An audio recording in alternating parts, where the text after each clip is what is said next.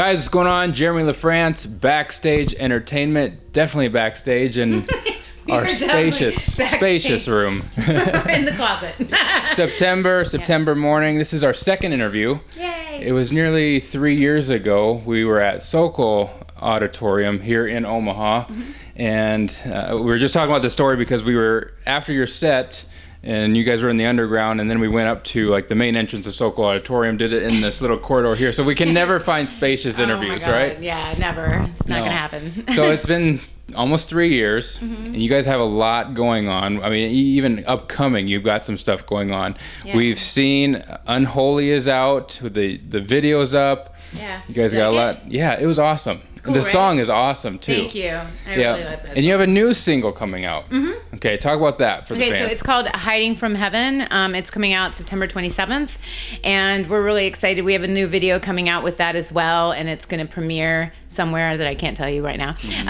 But the video is really cool. It's animated and it's really cool. So I think you guys are going to dig it. It like riffs off of all the comic book and graphic novel like lore that we have going on, and it tells some of the story, and it's just really cool. So I think you guys will really like it. And the song, if you liked Unholy and you like that flavor, then you're going to love this song. It's really cool. The song is about letting yourself realizing that you're kind of keeping yourself down and letting yourself actually have good things in your life. Right. I think that a lot of us kind of like, are a little bit masochistic in that way, and like, and we get happiness and we get scared of it. We're like, what is this? So it's about that and letting that in and just being, living your best life. So. And I remember even talking last time, but the music is a small part of the whole story you guys are doing right now. Yeah. Even upcoming as well as a comic that's coming out. The graphic novel is out right now. It's 4 issues of the comic book out on Top Cow and Image Comics. It's been doing really well in stores. You can buy it all over in your comic book stores, or you can go to imagecomics.com and get it, barnesandnoble.com, target.com. Like, it's kind of all over the place. But so if you want to go pick it up, it's like I said, it's 4 issues, the first 4 issues of September Mourning, and it's the whole story arc of what's going on and how, like, a little bit of the origin story, but it's more like Claire's story, which is really cool. So we got here a little early for the interview, and it takes you probably a little while to get ready, right? Yeah, like 3 hours. 3 hours. And you do that every night, Yeah. So I remember talk about this as a secret, because we have interviewed Doyle not too long ago. Oh, yeah. And he does something similar, gets all dressed up every night. How long does it take him? Oh, I think he said a couple hours or so. Yeah, it's a thing. So a question I asked him, and I'll tell you what he said after you tell me what you do. Okay. After the show, what do you do to get it all off? Oh, well, I have like a cleaning regimen. I do. So I'm going to totally shamelessly plug all these products. First of all, the most important product to take any type of like oil-based paint off your face, which my lipstick and like all the eye stuff, a lot of the black on me is oil-based. And so for that, I used baby oil. Which is really strange. You'd think like you don't want to use that on your face, but you don't use a lot of it. You just use a little bit of it, and it just wipes it all off. Okay. And then everything else comes off with Mario Badescu. Please endorse me. Mario Badescu, it's a glycolic cleanser, so it has a glycolic acid in it. Right. So but it's mild. It's not going to like burn your face off, but it basically gets everything out of my pores. So, people don't believe me when I say that my pores are pretty clean when I'm done washing this off, but it's pretty cool. So it all works out for me. Yeah. And then I have like a whole like skincare regimen after that with the moisturizers and toners and things like that, but we're not going to get into that. So roughly of your day, how much do you spend in front of the mirror with makeup stuff or cleansing stuff? I mean, well, the cleansing stuff I do like at the end of the night, and the cleansing is like, it probably takes me 10 minutes. Like it's really fast. Right. It doesn't really take a lot of time. The breakdown of everything is the most important thing to break down is my wig, and like I have to steam it and like brush it and things, because if you just leave it like it is when you come off stage, that's going to be a mess by the 3rd show. So it has to be steamed and brushed through and taken care of. Okay. Yeah. So Priscilla, my wig. I've named her Priscilla. Okay. She's the queen of the desert. There you go. So his secret after in cleaning was coconut oil. Yeah, so you can use any sort of oil-based product. Right. I use baby oil. I like it. And also on your eyes, baby oil is really good for your eyelashes. It helps keep them moisturized and makes them grow longer. So just a little, snippet for you. There you go. Yeah, and I remember he called it clowning up too. So yeah, clowning up. I like that. That's cool. Yeah. I like that. So you have the whole, and we talked about this last time too, was when you put on the makeup and everything, you have your stage character, and then you go off behind the scenes, and you're able to wipe it off, take off the wig, and you're somebody totally different. Yeah. And I remember I asked you, do you prefer it that way where you're not noticed in public? And I remember your answer, but I want to know, is it the same way now as where it was a couple years ago? Well, yeah. And it's funny because people kind of recognize me still. It doesn't really matter anymore. Right. So it's like I can be in this or I could be normal and they still recognize me. I have a Patreon, and that's become a little bit more popular now, and people know my modeling photos, and I have an Instagram, so people know what I look like beyond this, which is so they do recognize me.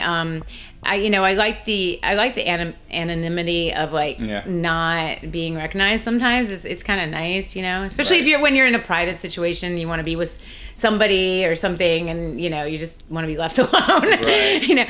But I don't mind it really. It doesn't really bother me that much. Has there been an awkward interaction with a fan? I wouldn't say it's awkward. I just say that a lot of times before shows, it's very hard for me to sit and talk to fans because I really have to get ready. So, I'm a little short, and I don't mean to be rude. And and I tell them that I'm just not trying to be rude. I just have to do 3 hours of makeup. Well, exactly. So, so it's this is my number one priority is to get ready, and then, whatever after that. So. Right. So you had touched on it a little bit because you do have Instagram accounts. You've got September Mourning, and then you have your personal one, Emily Lazar, and you were telling me, which I did see, you're in a Maxim contest right now. So. Yeah, there's this cover girl contest. So I am not a beauty queen. But my best friend is really, I hate her, but I love her at the same time. But she's like, oh, I entered you in something. And I'm like, I don't want to know. I just don't want to know. Really? And so she hits me up a week ago, and she's like, oh, so you got chosen to be in the thing that I entered you. And I was like, okay, wait, what did you put me into? I'm asking questions, and now I'm like, what did you put me into? And she's like, Maxim's cover girl contest. And I was like, I'm gonna kick you. But it was cool because I decided to do it because of the Wounded Warrior, the Homes for Wounded Warriors. Basically, if you purchase votes or if you vote for me, the money that I raise goes to the Homes for Wounded Warriors, which is for vets that were in the Army, Navy, SEAL, whatever they were in, military, government thing, and fighting our wars. And they come over and they come back and they have no legs or whatever is the case, and they need housing and they need this. So it's a really an amazing charity to give to. And my dad's works in the government, and he's a doctor in the government, and he went to Iraq. He went to, he saw all of it. So so when I told him I was doing this, he was really stoked on it too. So for me, it's okay, well, I'm not really into beauty contests, but the fact that it's for a charity and it's okay, I could raise money for something so great. That's why I wanted to do it. So, and when I ask for votes, I mean, it's basically pushing that because it's let's just raise as much money as we can. That's and it's something that's hitting close to home. Yeah, exactly. It's my family's in the military, so But currently, as of right now, and who knows when they'll be watching YouTube, will last forever now, right? But currently, right now, you are in first in your group, so it's awesome that that thinking that could go to that charity again. Yeah, exactly. So it's very cool. Touched on modeling and everything too, and so I want to touch on this because we requested to do an interview with you again for the second time, and I got sent back a list from the publicist here about you guys are pretty particular when it comes to photos and everything. So I'm gonna just guess on this, but the main reason being it takes so long to do the makeup, and you want to make sure it looks good. But is there a big reason behind being particular and everything, and just what you do? Okay, so this is a very image conscious project, Right. and it's based on a storyline. It's based on characters, and they look a certain way and they act a certain way. And so, like, for me, especially with this costume, because it's a very expensive costume to make, and and I can't make multiple ones, so it does wear out, and sometimes it wears a little funny. Right. So if you're not at the particular angle, it can look a little weird. Gotcha. Like, you know, so and if somebody hasn't photographed this type of like costuming before, or is not familiar with photographing costumes and just Right. like regular band people, sometimes they don't get the right angles, and it Okay. starts looking a little bit funny. So, you know, and it's nothing against photographer. It's just like, No. I mean, it takes a minute to like get used to photographing something this what it is, you know? Right. So, and particular. And I think that, you know, I like to promote the photography that I like.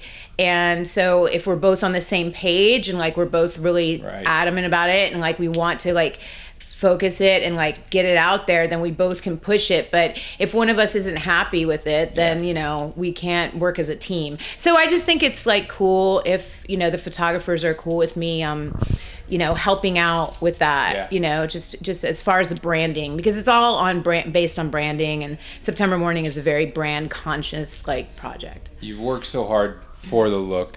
You don't want somebody just random off the street using a cell phone to especially take your picture. Right, and then, exactly. You know, and some photography, you know, some people in press like they're not professional photographers. They're just doing it so they can get the article or whatever, which I totally understand. I get it. You want to get the article, but you know, it helps both of us out if we're both a little particular about that. So. Yeah, perfectly makes sense. Yeah, there. yeah. So it's September right now. Anything special when you're on tour in September when you're doing this? No.